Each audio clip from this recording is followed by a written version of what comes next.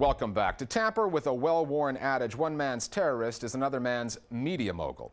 The U.S. government calls Hezbollah, the Lebanon-based political movement, a terrorist organization. Despite that, perhaps because of it, Hezbollah's TV channel al-Manar is watched in much of the Arab world, and not just by militants. Hezbollah has influence well beyond Lebanon's borders. It's a regional player, and the organization's media arm has a lot to do with that. The Listening Post's Salah Khadr now with a closer look at how Arabs, even those who disagree with Hezbollah's politics, see the group as role models in the art of media management.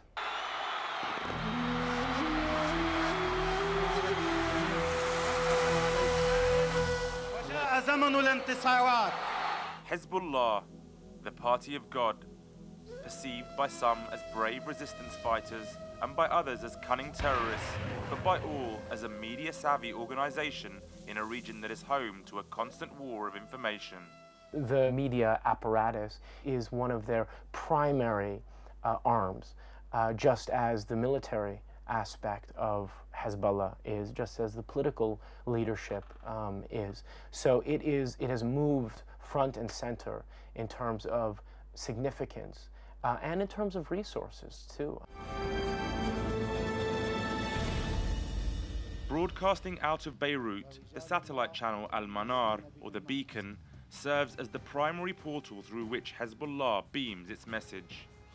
Al-Manar TV is extremely popular internationally. If you believe the figures of Hezbollah, then certainly upwards of 15 million people every day watch this channel. Internationally, though, it has had problems. It's deemed as a terrorist entity by the United States, and in some countries its broadcasts have been removed. Al-Manar is one of the most popular TV stations in the Middle East today. It ranks right up there with Al Arabiya, Al Jazeera. It's a source for news. بعد الاحتلال الأمريكي. People are looking more to Al-Manar, and this is really in parallel to Hezbollah's growth. As Hezbollah becomes a more popular movement across the Middle East, so is their TV channel Al-Manar.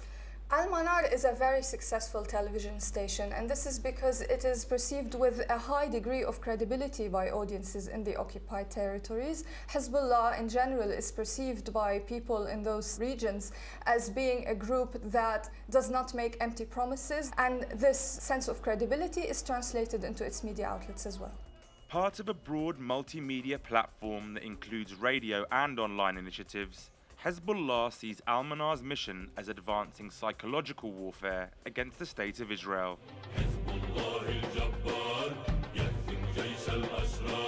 So what does that mean for the viewers? The central messages of An-Noor Radio and Al-Manar TV are basically about resistance. It's the channels of resistance.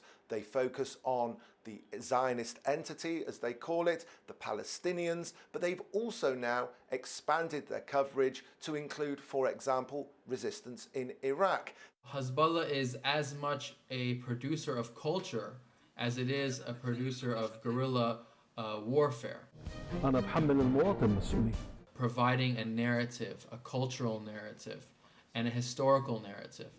And this is what Al-Manar does, and it presents this historical cultural narrative as an absolute truth.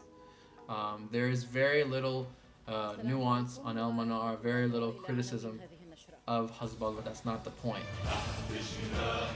And the cultural output is not to everyone's liking. The 2006 summer war between Hezbollah and Israel was something of a litmus test for Al-Manar, not only in terms of its programming, but its ability to survive.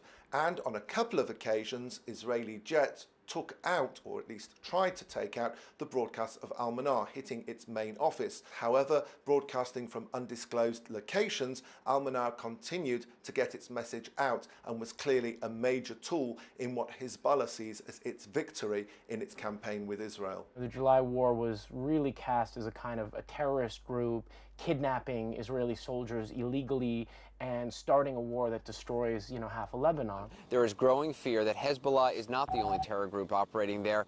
They really felt like it was hopeless to try and engage the Western media.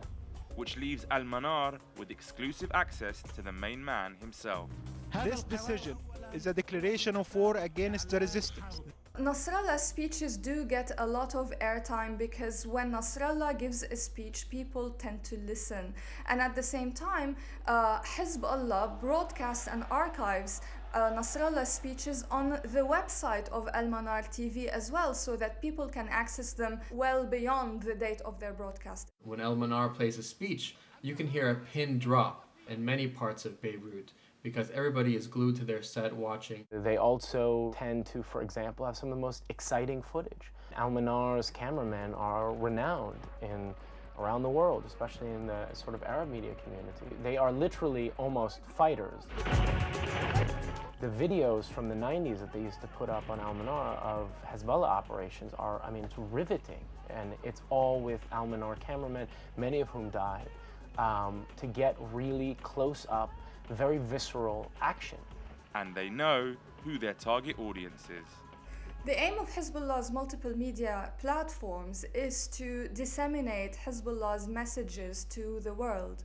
They target both the local Lebanese audience and the regional Arab audience, and they also target Israel and sometimes the international community as well. They clearly understand that the battle now has been widened beyond Lebanon's border. It's a battle that they feel like will be won in the Arab and Islamic spheres. It's a battle against Israel and against the United States. And if they're going to win it, they're going to have to devote substantial resources to getting their message out through these channels. Since its inception, the station's programming has been aimed at sustaining and strengthening Arab and Muslim public support for Hezbollah's campaign of resistance, and the viewers are voting with their remotes, if they get the signal. They are really trying to talk to the more than 2 billion Muslims around the world.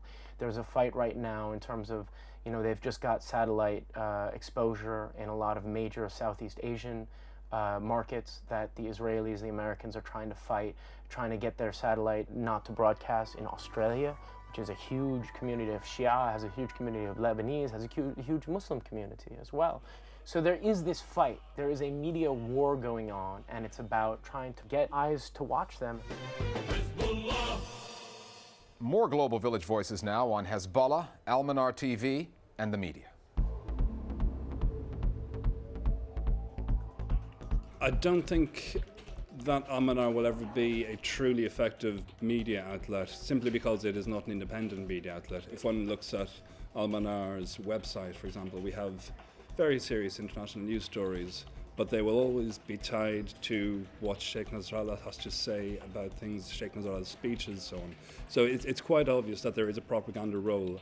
After what happened in Iraq, after what happened in Lebanon in 2006, also with the Palestinian Intifada, the sort of messages that al-Manar is putting out there of overt anti-Israeli hatred does chime with Arabs and Muslims across the board. It does tap into that climate.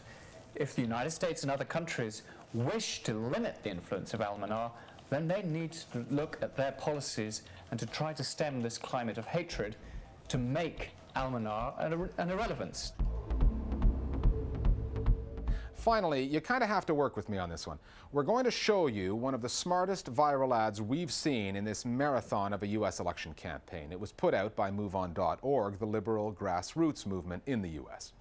MoveOn's message is that every vote in this election counts, and their imaginary scenario was, what would happen if Barack Obama lost the election by just one vote?